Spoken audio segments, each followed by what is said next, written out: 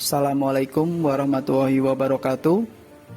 Saya Rokma Kurnianto, CGP Angkatan 5 SD Negeri Batursari 3, Kabupaten Demak. Kali ini saya akan menyampaikan kesimpulan dan refleksi tentang pemikiran KHD. Sebelum saya mempelajari modul 1.1 tentang pemikiran filosofis KHD, saya berasumsi bahwa untuk membentuk karakter anak harus dengan ancaman dan hukuman.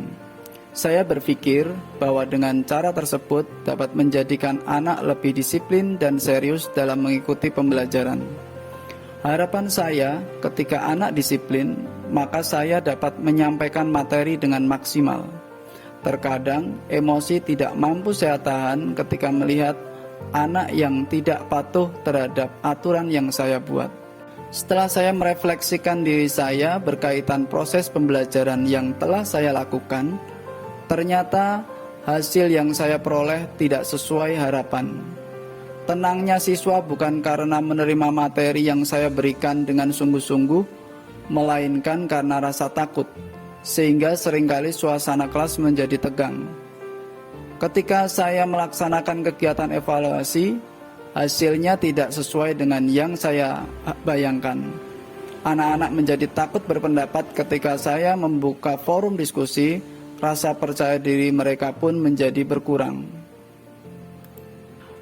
Garis besar yang bisa saya tangkap dari modul 1.1 tentang filosofi Ki Hajar Dewantara: 1.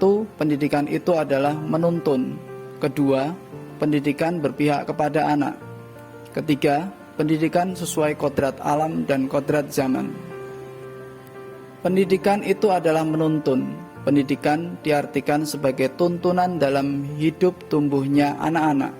Maksud pendidikan yaitu menuntun segala kodrat yang ada pada anak-anak agar mereka dapat mencapai keselamatan dan kebahagiaan yang setinggi-tingginya, baik sebagai manusia maupun sebagai anggota masyarakat.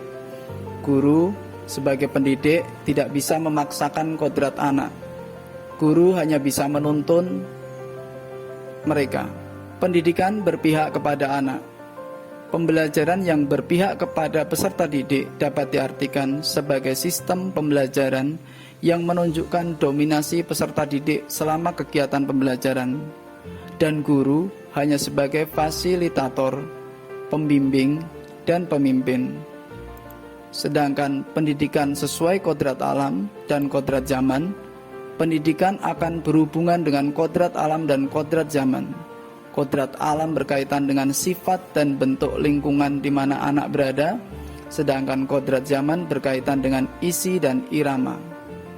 Setelah saya mempelajari filosofi Ki Hajar Dewantara dan merefleksikan kembali apa yang telah saya lakukan, ternyata cara saya dalam mengajar anak selama ini kurang tepat.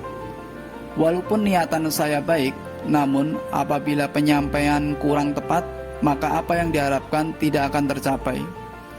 Banyak ilmu yang saya dapat dari tahap ini, diantaranya pendidik hanya bisa menuntun.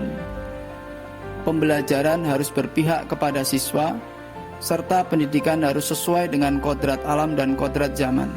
Semua ini menjadi modal saya untuk memperbaiki, sekaligus meningkatkan kinerja saya sebagai seorang pendidik. Penerapan pemikiran Ki Hajar Dewantara di kelas saya yang mencerminkan filosofi Ki Hajar Dewantara: pertama, menciptakan pembelajaran yang lebih menyenangkan. Kedua, mengurangi atau menghilangkan hukuman. Ketiga, membuat kesepakatan berkaitan aturan kelas.